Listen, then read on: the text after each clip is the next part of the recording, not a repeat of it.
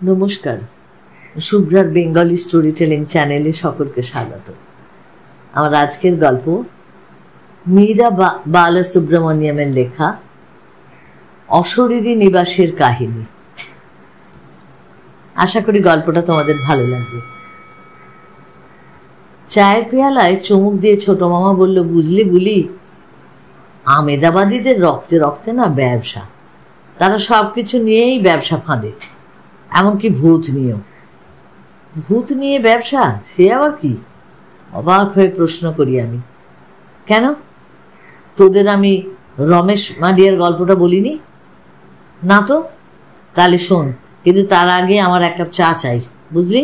দেখি নিয়ে আয় তো চা। রান্নাঘর থেকে মার গলা শোনা গেল।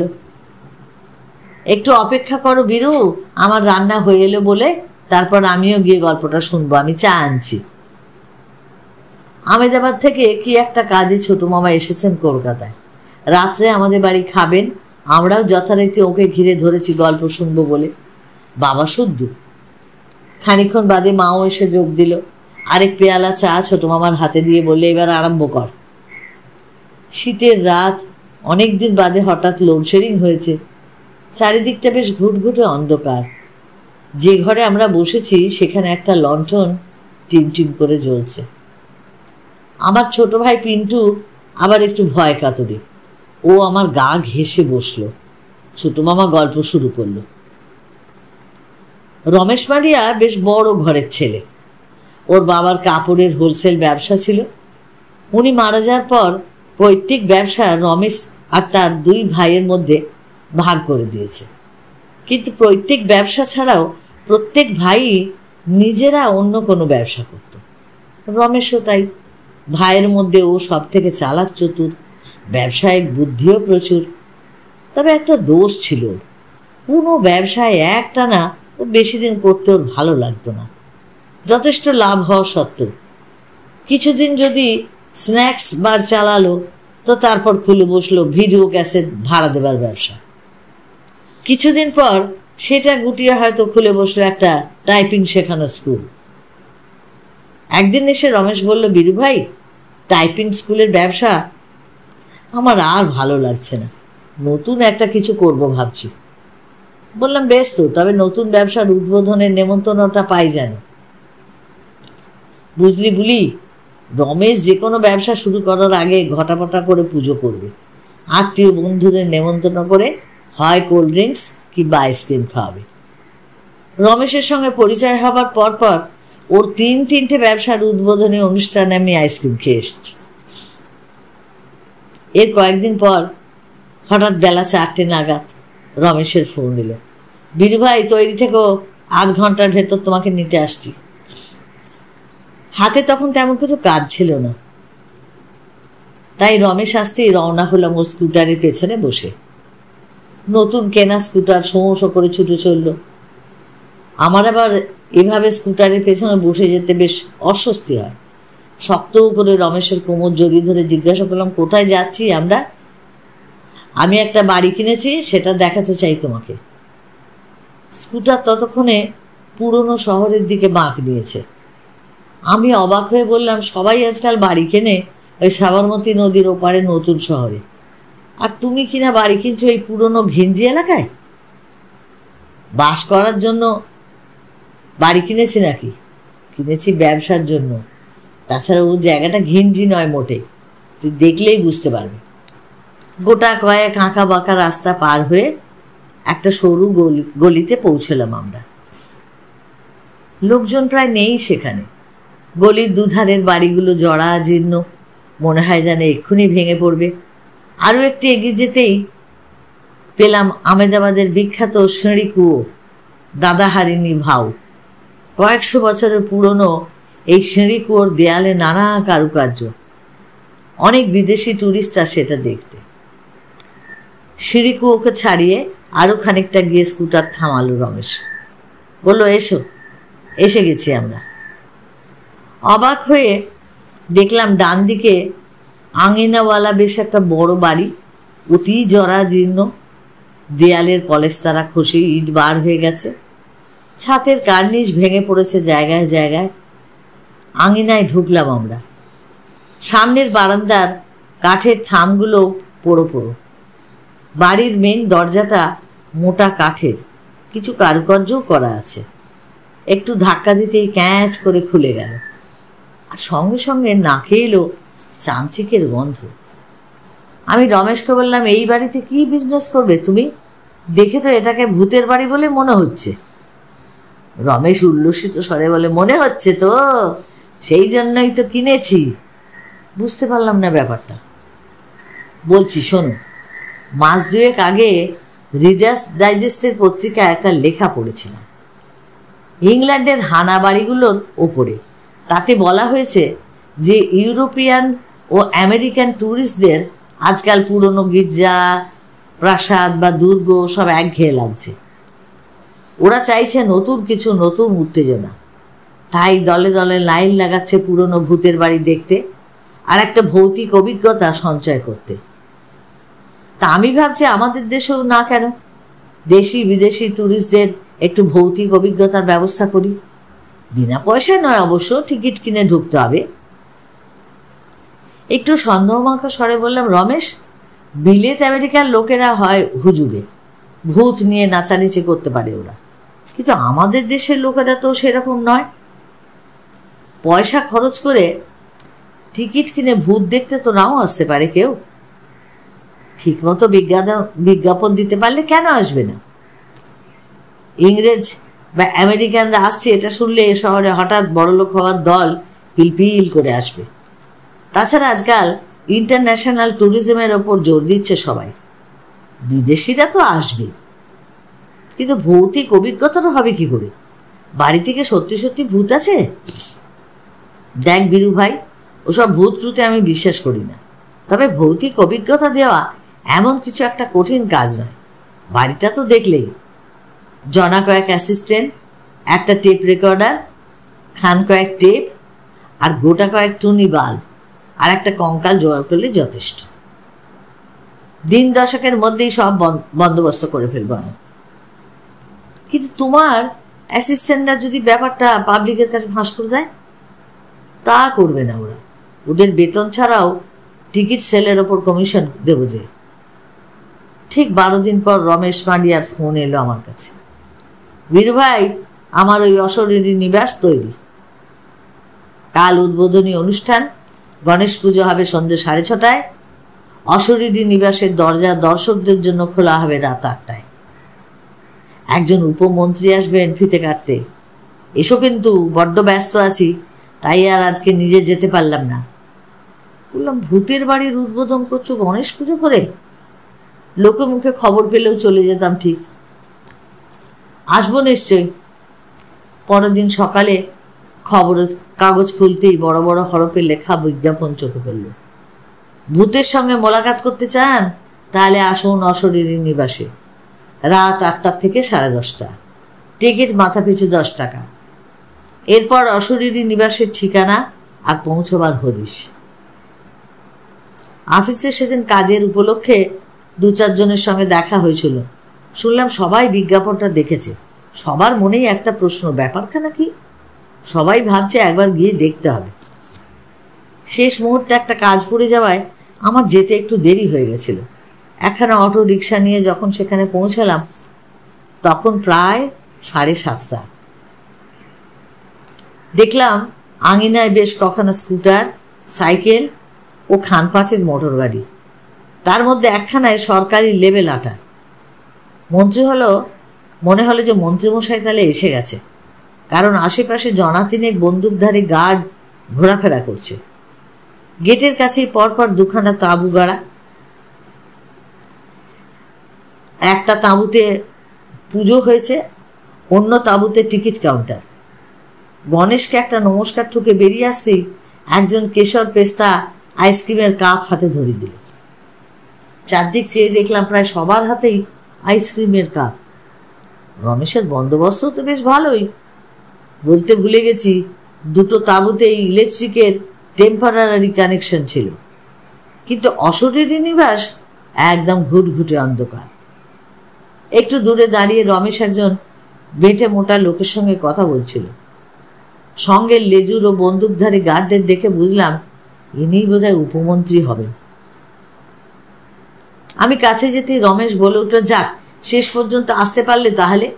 বীরু ভাই, ইনি আমাদের নগর পরিকল্পনার উপমন্ত্রী গিরিশ পটেল।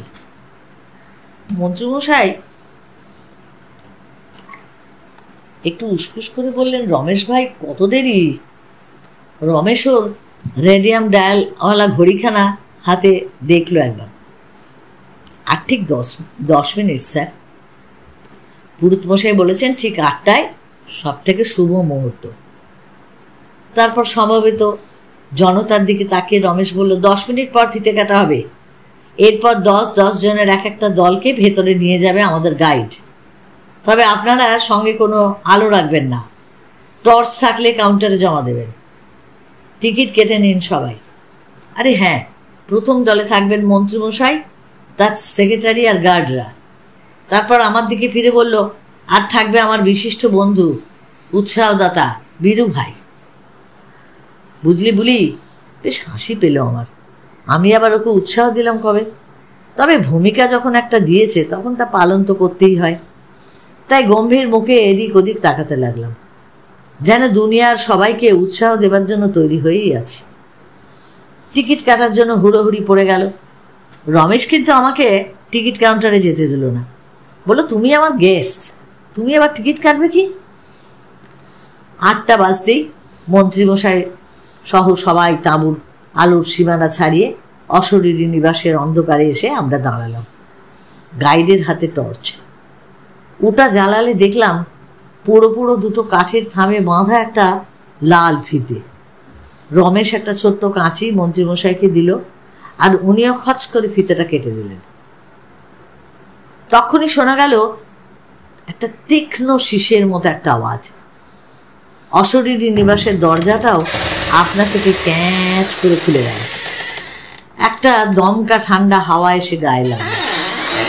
নাকে এলো বাদুর আর চামচিকের গন্ধ। যদিও জানতাম সমস্ত ব্যাপারটাই সাজানো। ভেতরে থাকা রমেশের কোনো সহকারী হয়তো শীষ দিয়েছে, ও দরজা খুলে দিয়েছে, তবু গাটা যেন কেমন একটা ছমছম করে উঠল। এই সময় উপমন্ত্রী হঠাৎ বলে বসলেন, রমেশ ভাই, একটা অ্যাপয়েন্টমেন্ট ছিল, ভুলেই গেছিলাম। আমাকে তো এক্ষুনি যেতে হবে। কিন্তু আপনার ভৌতিক অভিজ্ঞতা? আরে আরেকদিন হবে খুন, বলে সাঙ্গপাঙ্গদের নিয়ে তাড়াহুড়ো করে বেরিয়ে গেলেন মন্ত্রীমশাই। অন্যদের কান বাঁচিয়ে রমেশ আমাকে ফিসফিস করে বলল, মন্ত্রীমশাই ভয় পেয়েছেন, বুঝলে তো? এরপর আমাকে নিয়ে 10 জন দর্শকের একটা দল তৈরি হলো। গাইডকে সঙ্গে নিয়ে আমরা অশরীরী নিবাসে ঢুকলাম। বলা বাহুল্য, দর্শকদের কারুর হাতেই কোনো টর্চ ছিল না। গাইডের হাতে একটা টর্চ আছে বটে, তবে আলো মোটেই জোরালো নয়। ভেতরে ঢুকেই গাইড গম্ভীর গলায় বলল, এই বাড়িটা ছিল সুলতান মাহমুদ বেগড়ার দরবারের একজন বড় ওমরাহের। আপনারা যেখানে দাঁড়িয়ে আছেন এটাই ছিল ওর জলসাঘর। এই বলে মিটমিটে টর্চের আলোটা একবার চারিদিকে ঘুরিয়ে নিভিয়ে দিল। মনে হলো অন্ধকার যেন আরো বেড়ে গেল তাতে। সেই ঘন অন্ধকার ভেদ করে ভেসে এলো তবলার চাটি আর ঘুঙুরের আওয়াজ। শোনা গেল কাঁচের গ্লাসের ঠুনঠুন। আমাদের দলে 3 জন ভদ্রমহিলাও ছিলেন। ওরা তাড়াতাড়ি বলে উঠলেন, এই ঘরটা তো হয়ে গেল, এরপর কি আছে দেখলে হতো না? গাইড বলল, চলুন ওমরাহের শোবার ঘরে নিয়ে যাই আপনাদের। শোবার ঘরে যাবার আগে একটা টানা বারান্দা পার হতে হয়। আমরা বারান্দায় পা দিতেই শুনতে পেলাম ভারী পায়ের আওয়াজ। গাইড বলল, এই ওমরাহের অনেক শত্রু ছিল তো, তাই ওর শোবার ঘরের সামনে শান্ত্রীরা পাহারা দিত। তাদেরই পায়ের শব্দ আপনারা শুনতে পাচ্ছেন। অন্য দর্শকদের কি প্রতিক্রিয়া হলো জানি না, কিন্তু আমি বুঝতে পারলাম সবকিছুই টেপ রেকর্ডারের কারসাজি। ওমরাহের শোবার ঘরে ঢুকে ফের টর্চ জ্বালল গাইড। মাঝারি ধরনের ঘর, দেখবার মতো কিছু নেই, কিন্তু টর্চ নেভাতেই দেখা গেল দেয়ালের গায়ে দুটো চোখ, তার থেকে লাল আলো বেরোচ্ছে। টর্চটা ফের জ্বালল গাইড। সঙ্গে সঙ্গে ওই লাল চোখ দুটো মিলিয়ে গেল। কয়েক সেকেন্ড পর টর্চটা নেভাতেই ফের দেখা গেল আবার সেই লাল চোখ। আমি যদিও বুঝে নিয়েছিলাম ওটা টুনি বাল্বের কারসাজি। দলের অন্য সবাই উসুস করে বলে উঠলেন, এটাও তো দেখা হলো। এরপর গাইড বলে চলল, এই অশরীরী নিবাসের প্রতিটা ইঁটে লুকিয়ে আছে অতৃপ্ত আত্মার কান্না। ওর কথা শেষ হয়েছে কি হয়নি, হঠাৎ কোথায় যেন কি যেন একটা ফুঁপিয়ে কেঁদে উঠল। অশরীরী নিবাসের দেওয়ালে দেওয়ালে ধাক্কা খেয়ে সে শব্দ ছড়িয়ে পড়ল সারা বাড়িতে। দলের সকলে চঞ্চল হয়ে উঠল। গাইড ঘর থেকে বেরোবার আগেই কয়েকজন বাড়ির বাইরে যাওয়ার জন্য নাচঘরের দিকে পা বাড়াতে গাইড বলে উঠল, এখনই বাইরে যাচ্ছেন কেন? আপনাদের তো আসল জায়গাটাই দেখানো হয়নি। সেটা কোনটা? প্রশ্ন করলো একজন। এই বাড়ির পেছন দিকে একটা ছোট ঘর আছে, বাঁদির ঘর। শোনা যায় ওমরাহের এক বাঁদি ওখানে আত্মহত্যা করেছিল। বাঁদির সেই ঘরটাই এই অশরীরী নিবাসের প্রধান আকর্ষণ। মনে হলো দলের অনেকেই এই আসল জায়গাটা দেখতে ঠিক ততটা উৎসুক নয়। দেরি হয়ে যাচ্ছে, এতক্ষণ লাগবে ভাবিনি, ইত্যাদি মন্তব্য সব কানে আসতে লাগলো। গাইড কিন্তু সেসব মন্তব্যে কান না দিয়ে এগিয়ে চলল। অগত্যা আমরাও চললাম তার পিছু পিছু। আরও গোটাকায় ঘর, টানা বারান্দা পার হয়ে এসে আমরা এলাম ওই বাঁদির ঘরের সামনে দাঁড়ালাম। চারদিকে কেমন একটা দম বন্ধ ভাব। সম্ভবত ঘরটা খুবই ছোট আর তাতে কোনো জানলা নেই, এই জন্যই বোধহয়। আমরা ঘরে পা দিয়ে চমকে উঠলাম। বিকট হা হা হা হা শব্দের হাসি গায়ের রক্ত হিম করে দিল। পুরো ব্যাপারটাই সাজানো, এটা জানা সত্ত্বেও আমার গায়েও কাঁটা দিয়ে উঠল। দলের ভদ্রমহিলাদের মধ্যে একজন ভয়ার্থ কণ্ঠে চেঁচিয়ে উঠল, আলো জ্বালান শিগগিরই। গাইড সঙ্গে সঙ্গে আলো জ্বালালো বটে, কিন্তু না জ্বালালে বোধহয় ভালো ছিল, কারণ টর্চের সেই টিমটিমে আলোয় আমরা দেখলাম ওপরের বর্গার থেকে ঝুলে আছে একটা কঙ্কাল। বিনা হাওয়াতেই সে অল্প অল্প দুলছে। হাসির আওয়াজ তখনও শোনা যাচ্ছে। এবার মনে হলো কঙ্কালটাই যেন হাসছে। চক্ষু লজ্জার বালাই না রেখে দলের প্রায় সবাই ওরে মারে বাবা রে বলে দরজার দিকে দৌড় লাগালেন। আমিও তখন ওদেরকে অনুসরণ করলাম। পেছনে গাইডটা বলতে লাগলো, ভয় পাবেন না আপনারা, অশরীরী নিবাসের আত্মারা কারুর ক্ষতি করে না কখনো। কিন্তু কে শোনে কার কথা? বাইরে এসে দেখি আরেক দল যাওয়ার জন্য তৈরি। আমাদের দেখে তারা জিজ্ঞাসা করতে লাগলো, কি কেমন দেখলেন? 10 টাকা উসুল হবে তো? বুঝলি বুলি, যারা একটু আগেই মারে বাবারে বলে দৌড় লাগিয়েছিল তারাই খোলা আকাশের নিচেই অন্য লোকজনের সঙ্গ পেয়ে বলতে লাগলো, নিশ্চয়ই একটা ওয়ান্ডারফুল এক্সপেরিয়েন্স। দ্বিতীয় দলে ছিল একজন মুখফোড় ছোকরা। প্রশ্ন করলো, ভয় করেনি আপনাদের? আমাদের দলের একজন মোটাসোটা ভদ্রলোক ভারিক্কি গলায় বললেন, জীবনের সব অভিজ্ঞতাই হওয়া দরকার, বুঝলে হে ছোকরা, ভয়ের অভিজ্ঞতাও। আমাকে একটু দূরে ডেকে নিয়ে রমেশ জিজ্ঞাসা করলো, কিরকম দেখলে বীরু ভাই? তোমার বন্দোবস্ত চমৎকার, সহকর্মীরাও পারফেক্ট, সব জেনে শুনেও গায়ে কাঁটা দিচ্ছিল। বিজনেস তোমার ভালোই চলবে মনে হচ্ছে, তবে বেশি ভয় পাইয়ে দিও না, তাহলে কিন্তু দর্শক কমে যেতে পারে। রমেশ বলল, কঙ্কালের হাসির কথা বলছো নিশ্চয়ই, ভলিউমটা একটু কম করে দিতে বলবো। বুঝলি বুলি, রমেশ বাড়ি আর অশরীরী নিবাসের ব্যবসা বেশ ভালোই চলতে লাগলো। দেখা কমই হতো ওর সঙ্গে, কারণ দিনের বেলা ও ব্যস্ত থাকতো প্রত্যেক ব্যবসায় আর সন্ধ্যের পর অশরীরী নিবাসে। তবে ফোনে কথা হতো প্রায়। কাগজে প্রথম দিকে বেশ ফলাও করে বিজ্ঞাপন দিলেও মাসখানেক পর পর লক্ষ্য করলাম বিজ্ঞাপন আর দেওয়া হচ্ছে না। একদিন ফোনে ওকে জিজ্ঞাসা করায় ও বলল, বিজ্ঞাপন ছাড়াই যা লোক হচ্ছে সামাল দিতে পারছি না, তাই বিজ্ঞাপন দিয়ে আর পয়সা খরচ করছি না। রমেশ আমাকে আরেকদিন অশরীরী নিবাসে যেতে বলে জানালো, কয়েকটা নতুন জিনিস টেপ করেছি বীরুভাই, মানে ভয়েরও একটা রকম ফের তো করতে হবে। হ্যাঁ, কঙ্কালের ঘরে এখন হাসির বদলে দিচ্ছি একটা বুক ফাটা কান্না। কিছুদিন পর বদলে দেবো অবশ্য। সেই সময় কতগুলো অর্ডারের ব্যাপারে আমাকে আহমেদাবাদের বাইরে যেতে হয়েছিল বেশ কিছুদিনের জন্য। কলকাতাতেও একবার এসেছিলাম, তোদের মনে আছে বোধহয়। আহমেদাবাদ ফিরেও ব্যস্ত থাকলাম আরও কিছুদিন। এসবের জন্য অশরীরী নিবাসে আমার আর যাওয়া হয়ে ওঠেনি। রমেশের খোঁজও সেই জন্য নিতে পারিনি। ঠিক মনে নেই, মাস 4-5-6 তো বোধহয় হবেই আমাদের এইভাবেই কেটে গেছিল। কাজের বোঝা একটু কমলে ভাবলাম রমেশকে একদিন একটা ফোন করি। এমন সময় দেখি ওই ফোন করলো আমার অফিসে। বীরুভাই, অশরীরী নিবাসের বিজনেস তুলে দিলাম। সে কি, তুলে দিলে কেন? লাভ হচ্ছিল না তোমার? তা নয়, লাভ বেশ ভালোই হচ্ছিল, তবে আমার খাটুনি যাচ্ছিল খুব। দিনের বেলা কাপড়ের ব্যবসা আর সন্ধেবেলা রাত 10টা অবধি ওই অশরীরী নিবাসে। ছোটাছুটিও নেই, কারণ ছুটির দিনেই ভূতের বাড়িতে লোক হয় বেশি। আর তাছাড়া নতুন আরেকটা বিজনেসের আইডিয়া আমার মাথায় এসেছে।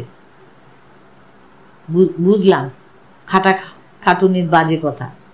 এক বিজনেস বেশি দিন সে করতেই পারে না। রমেশ জিজ্ঞাসা করলাম, অত বড় বাড়িটা কিনলে এখন বিজনেস বন্ধ করে দিলে ক্ষতি হবে না তোমার? আরে না না, কম্পাউন্ড শুদ্ধ বাড়িটা এক বিল্ডারের কাছে বিক্রি করেছি বেশ মোটা লাভে। পুরনো বাড়িটা ভেঙে ওখানে ফ্ল্যাট বাড়ি তৈরি করবে। হ্যাঁ, যে জন্য তোমাকে ফোন করছি। আজ সারাদিনে আমার লোকজন সব সাজ সরঞ্জাম সরিয়ে নেবে। বিকেল নাগাদ আমি গিয়ে তালা লাগিয়ে আসবো। তুমি আসবে আমার সঙ্গে? বিজনেসের শুরুটা তোমার সঙ্গে হয়েছিল, শেষটাও না হয় তোমার সঙ্গেই হোক। আমি এসে নিয়ে যাব তোমাকে। হ্যাঁ ঠিক আছে, আমি তৈরি থাকবো বললাম। রমেশ এলো বিকেল 6:30 পরে। অশরীরী নিবাসে পৌঁছতে পৌঁছতে প্রায় 7টা বাজল। তবে জানিস তো বলি, পশ্চিম ভারতে সূর্য ডোবে একটু দেরিতে, তাই সন্ধ্যে 7টা বাজলেও তখনও কিন্তু অন্ধকার হয়নি। আমরা গিয়ে দেখি রমেশের লোকজন সব মালপত্র একটা অ্যাম্বাসেডর গাড়িতে উঠাচ্ছে। একটা লম্বা কার্ডবোর্ডের বাক্স কোথায় ঢোকাবে ভেবে পাচ্ছিল না লোকগুলো। রমেশ ওটাকে গাড়ির মাথায় ক্যারিয়ারে নিতে বলল। তারপর আমায় জানালো এটা হচ্ছে সেই কঙ্কালটা। এটা দিয়ে কি করবে এখন? যার কাছ থেকে কিনেছিলাম তাকেই বেচে দেবো, সামান্য লোকসানে অবশ্য। তারপর রমেশ ওর সহকারীদের জিজ্ঞাসা করলো, সব জিনিস মনে করে এনেছো তো? Cassette, tape recorder? হ্যাঁ হ্যাঁ, ঠিক আছে, তোমরা রওনা হয়ে যাও। জিনিসগুলো আমার বাংলোতে পৌঁছে দিও। আমি আর বীরু ভাই তালা টালা লাগিয়ে ফিরবো। হ্যাঁ, টর্চটা দিয়ে যাও। গাড়িটা চলে গেলে আমরা দুজনে ধীরে সুস্থে অশরীরী নিবাসের বাড়িটার দিকে চললাম। মেন দরজায় তালা লাগাতে গিয়েও থেমে গেল রমেশ।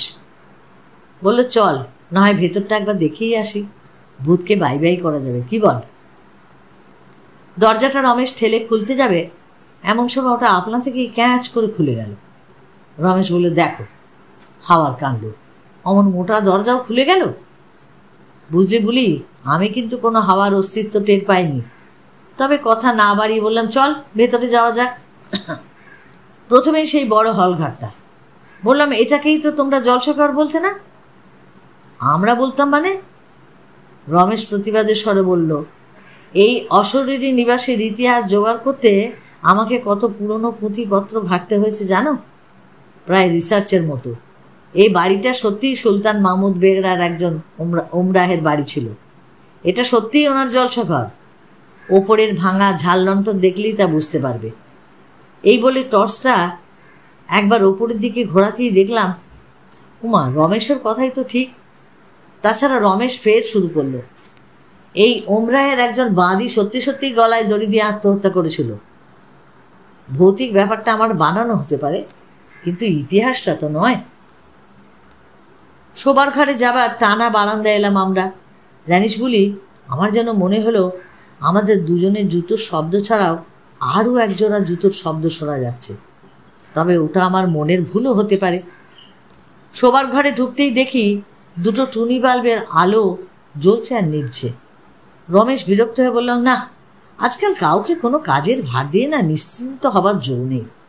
বারে বারে বলেছি সব বাল্বগুলো খুলে নিয়ে যেতে, তাও ফেলে গেছে। বললাম খালি বাল্ব নয়, কানেকশান, তার, সুইচ এসবও তো রয়ে গেছে নিশ্চয়ই। রমেশ বলল, একটু টর্চটা দেখাও তো বীরু ভাই, বাল্ব দুটো খুলে নি। কিন্তু অবাক কাণ্ড, টর্চ জ্বালিয়েও কোথাও টুনি বাল্বের দেখা পেলাম না।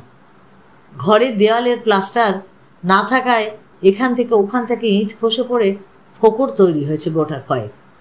হয়তো বাল্বগুলো ওখানেই কোথাও লুকোনো। রমেশ বলল, অত খোঁজার সময় নেই, যেতে দাও, দুটো টুনি বাল্বই তো।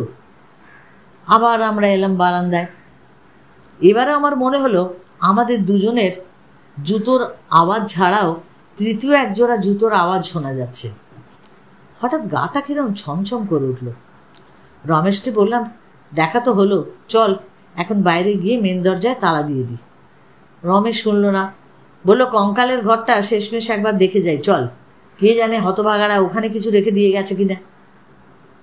টর্চ জ্বালিয়েই চলছিলাম আমরা, তবু আমার গা ছমছম করছিল, আর সেই ভাবটা কাটছিলও না। বরঞ্চ কঙ্কালের ঘরের দিকে যত এগোতে লাগলাম সেটা যেন ততই বাড়তে লাগলো। রমেশও বুঝতে পারলাম কেমন চুপ মেরে গেছে। তবে ও কি একটা অস্বাভাবিক কিছু উপলব্ধি করছে? কঙ্কালের ঘরের দরজায় এসে রমেশ টর্চের আলো ফেলতে নিজেই অজান্তে চেঁচিয়ে উঠলাম আমি। ঘরে ঝুলন্ত একটা কঙ্কাল, আগের মতোই অল্প অল্প দুলছে। রমেশ বলল, আমাদের কঙ্কালটা তো বাক্সবন্দি করে বাড়ি পাঠিয়ে দিলাম, এটা আবার কোথা থেকে এলো? তবে কি অশরীরী নিবাসে সত্যি ভূত আছে? শেষের দিকে গলাটা কেঁপে গেল যেন একটু। ওর কথা শেষ হতে না হতেই কান ফাটানো হাসির শব্দ, হা হা হা হা, অত জোরে যা কোনো টেপ রেকর্ডারের ফুল ভলিউমেও সম্ভব নয়। সে হাসি যেন আমাদের তাড়া করে এলো।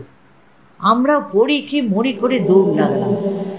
এবার স্পষ্ট শুনতে পেলাম আমাদের জুতোর আওয়াজের পেছনে আরেক জোড়া জুতোর আওয়াজ ছুটে আসছে। হলঘরে পৌঁছে প্রায় এক লাফে বাইরে বারান্দায় চলে এলাম আমরা। রমেশ জোরে টেনে দরজাটা বন্ধ করে তালা লাগিয়ে দিল। তারপর স্কুটারে উঠে বসতেই জোরে চালিয়ে দিল স্কুটারটা। ছোট মামা থামলেন। পিন্টু চিঁচি করে বলল, অশরীরী নিবাসে কি তাহলে সত্যি ভূত ছিল ছোট মামা? ছোট মামা একটু বিরক্তি স্বরে বলল, কতদিন বলেছি না অত প্রশ্ন করলে গল্প বলতে পারা যাবে না। ঠিক তখনই আমাদের ঘরের আলোগুলো দপ করে জ্বলে উঠল। ছোট মামা মাকে বলল, কই রে ছোটদি, খাবার দিবি নাকি? আমার যে খুব খিদে পেয়ে গেছে। এই গল্পটা যদি তোমাদের ভালো লাগে তাহলে তোমরা অবশ্যই লাইক করো, শেয়ার করো। আর যারা নতুন এখনো সাবস্ক্রাইব করোনি, প্লিজ প্লিজ একটু সাবস্ক্রাইব করো। সকলে ভালো থেকো, অপেক্ষায় থেকো আমার পরবর্তী গল্পের জন্য।